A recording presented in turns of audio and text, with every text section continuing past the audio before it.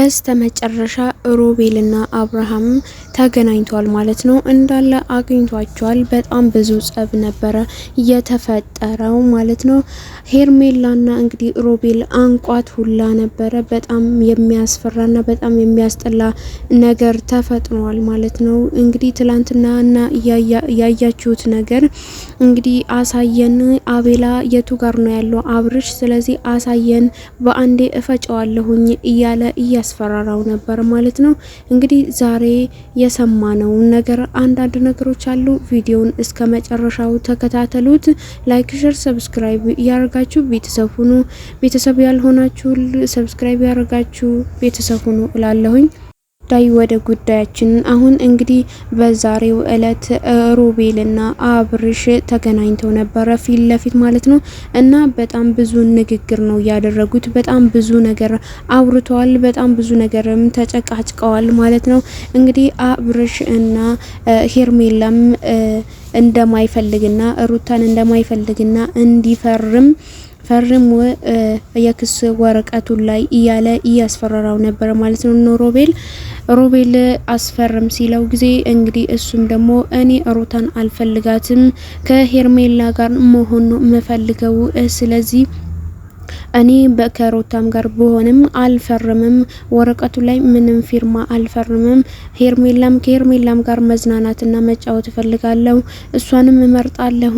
ስለዚህ የሩታንም ፊርማ ደግሞ እስከ መጨረሻው ድረስ እኔ አልፈርምም፣ አልፈልግም እያለ እንግዲህ ሲል ጊዜ ሮቤል ደግሞ በጣም ተናዶ ነበረ። እንግዲህ በዛ ሰዓት ደግሞ በጣም ነው የሚያናድደው፣ በጣም ነው የሚያበሳጨው። ተናዶ እንግዲህ እሱም በጣም እያስፈራራው ሁላ ነበር። ሮቤል እንግዲህ ያው የሩታ ወንድም ነው እንደምታውቁት። በጣም ነበረ ይሄንን ቃላት አብርሽ ሲናገር በጣም ተናደው ነበረ። ይሄንን ቃላት እንግዲህ አብርሽ ሮቤል በጣም ከብዶታል፣ በጣም ተናዷል፣ በጣም ተበሳጭቷል። በመጨረሻም እኔ ከሄርሜላ ጋር ነው እኔ መሆን የምፈልገው እያለ ነበረ። እንግዲህ የክስ ወረቀቱ ላይ ለመፈረም በጣም እያስገደደው ነበረ። በጣም ከምነግራችሁ በላይ እያስገደደው ነበረ እና በተለይ አብርሃም ነገራቶችን እንዲከራ አድርጓል። በጣም ነገራቶችን እንዲከራ አድርጎ እንግዲህ እሱ ነው ጸብ እያነሳ ያለው ማለት ነው። ከሩታ ያለውን ነገር መጨረስ እንዳለበትና እስከ መጨረሻው እንዲቋጭ ነግሮታል። እንግዲህ ሲነግረውም እኔ አልፈልግም፣ እስከ መጨረሻው እንዲቋጭ አልፈልግም፣ ሩታንም መለየት አልፈልግም፣ ሄርሜላንም መለየት አልፈልግም ብሎ እንግዲህ አብርሽ ደግሞ ግራ ገብቶታል። ግራ በተጋባ ውስጥ ነው ያለው። ሮቤል ደግሞ በጣም ተናዷል ማለት ነው። እንግዲህ ሮቤል እንደዛ ቢልም ሩታ በተከፋችበትና በተደሰተችበት ሰዓት ከጎኗ አልነበሩም። ሁሌ መጨረሻ ላይ ነው እንግዲህ የሆነ ጸብ ሲፈጠር መጨረሻ ላይ ነው እየደረሰው ያሉት ማለት ነው። አሁን እንግዲህ እርጉዝ ያለችም ሆነ አራስም ያለች ሆነ መጥተው አልጠየቋትም ነበረ። አሁን ደግሞ ሀዘን ላይ ሆና መጨረሻ ላይ ደርሳ ወረቀቱን ስትይዝ እንግዲህ ባለፈው እንዳያችሁት ነው ወረቀቱ ስትይዝ መጥታ ሚዲያ ላይ ስትወጣ እዛኔ ነው የመጡት ማለት ነው። እንግዲህ መጡ ራሱ እንግዲህ ትላንትና እንዳያችሁት አንተ ከህይወታቸው ውጣ፣ ዋና ህይወታቸው የምትበጠብጠው አንተ ስለሆንክ አንተ ከህይወታቸው መውጣት አለብህ። ሁለት ደግሞ መጀመሪያ አንተ ይሄንን ነገር ሲያደርጉ አንተ ጓደኛህ ነው መመለስ ሲገባህና አንተ ተው፣ ይሄንን መንገድ ያንተ አይደለም፣ ጥሩ አይደለም። ስለዚህ ሌላ መንገድ መቀየስ አለብህ፣ ወደ ሩታ መሄድ አለብህ ብለህ ማሳመን ሲገባህ አንተ እንዴት ጭራሽ እዚህ ላይ ደግፈህ ጓደኛህን ከትዳሩን አባረህ አለያይተህ ወደ ሌላ ሴት ጋር እንዴት ትመራዋለህ? የእህቴን ዋና ትዳሯን በታኝ አንተ ስለሆንክ አንተም እገልሃለሁኝ። ስለዚህ ከህይወታቸው ውጣ፣ ካሁን በኋላ አጠገባቸው እንዳትደርስ ብሎ እንግዲህ እያስፈራራው ይገኛል። ደግሞ ትዳሩ መምራት የሚችለው ራሱ ሲሆን ሌላ ሰው እንዲያስተባብለትና ሌላ ሰውን እንዲያነጋግር ሌሎቹም ደግሞ ከጎኑ እንዲሆኑና ከሱ ጋር እሱን እንዲደግፉ ማድረግ የለበትም። እሱን እንዲያወራ ምናምን ነገር ማድረግም መሆንም የለበትም።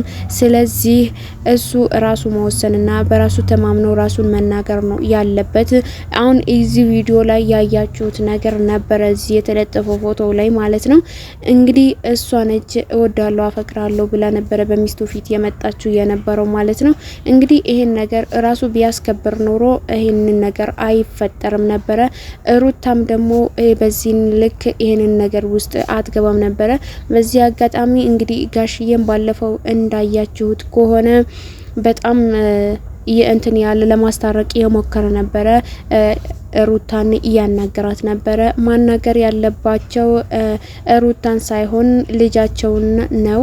ልጃቸው ጠርቶ አምጥተው ፊት ለፊት አስቀምጣቸው ሁለታቸውም አውሩ ብሎ ማነጋገርና እና ሁለታቸውም ደግሞ እንዲገናኙ ማድረግ ነበረባቸው ጋሽዬ ማለት ነው። እንግዲህ ወንድማቸውም እዛ ጋር አይታችሁ ነበረ።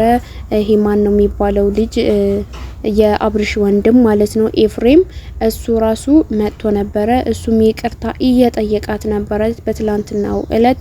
እንግዲህ እኔ ይቅርታ አላደርግም፣ ስለዚህ ልጅም ያሳድግልኝ ወይም ደግሞ ምኖረው ኑሮ እኔ ነኝ እንጂ እሱ ወይም አንተ አይደለህም።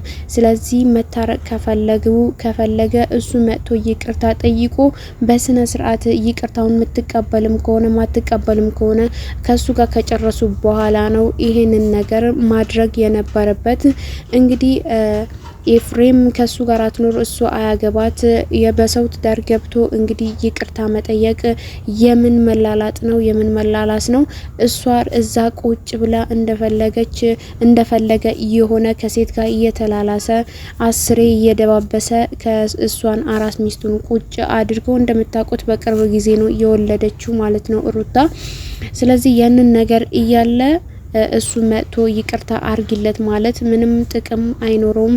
መጀመሪያ እሱ ይቅርታ ካልጠየቃትና ይቅር ካላለችው ራሱ ይቅርታ ብሎ መጠየቅ አለበት እላለሁኝ ተመልካቾች። አሁን ጓደኞቹን ደግሞ ወይም ደግሞ ሄርሜላ አሁን በብዛት ሄርሜላ እናደርገ ይሁን ይሄንን ነገር ብናደርገው ብላ ባለችው ነገር ነው እንግዲህ በሷ እየተመራ ነው ያለው ማለት ነው። እሷ እንሂድ ካለችው ይሄዳል። እንደ አህያ የጎተተች ነው የምትወስደው ማለት ነው። ከኋላው እየሄደች እና እሷ ነች እንግዲህ ይሁን ያለችውን የምታደርገው ማለት ነው። መጀመሪያ ጓደኞቹ ነበሩ። የምን ጓደኞች? ጠላቶቹ ማለት ነው። አቤልና ብሩክ ማለት ነው። ሁለቱንም ናቸው።